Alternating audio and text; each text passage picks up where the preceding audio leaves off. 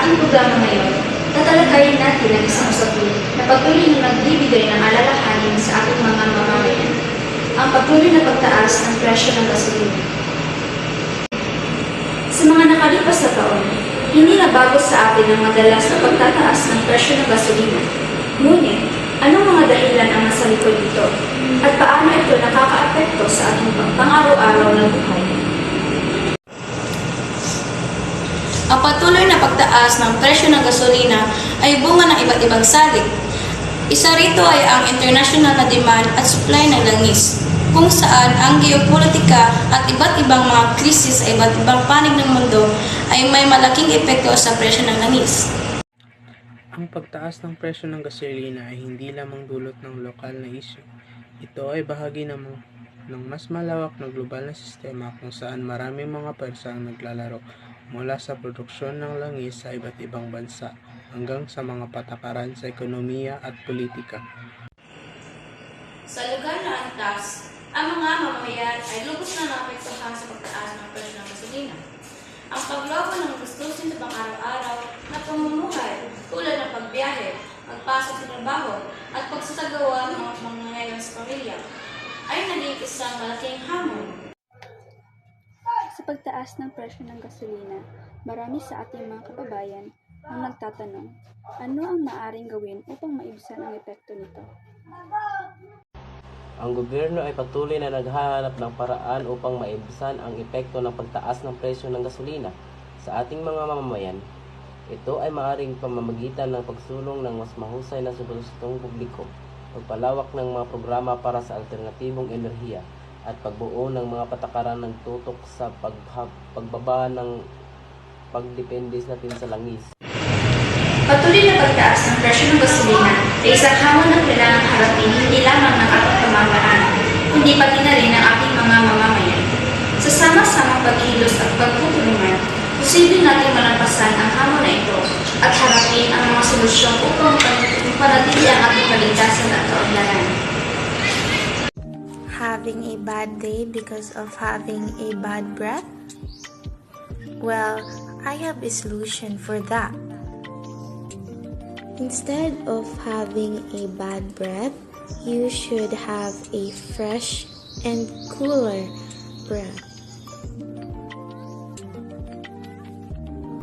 I suggest you to use Listerine Total Care.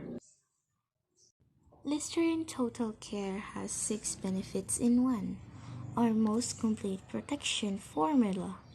Listerine Total Care mouthwash with fluoride, clinically proven to clean and to protect, with 6 benefits for noticeably healthier mouth. Number 1 is 2x fluoride for stronger teeth. Number 2, healthier gums in 2 weeks. Number 3, keeps teeth naturally white. And number 4, helps reduce plaque formation. Number 5, kills 99.9 germs or reduce bacteria. Number 6, has long-lasting fresh breath. So what are you waiting for? Use Listerine Total Care to keep your breath fresh.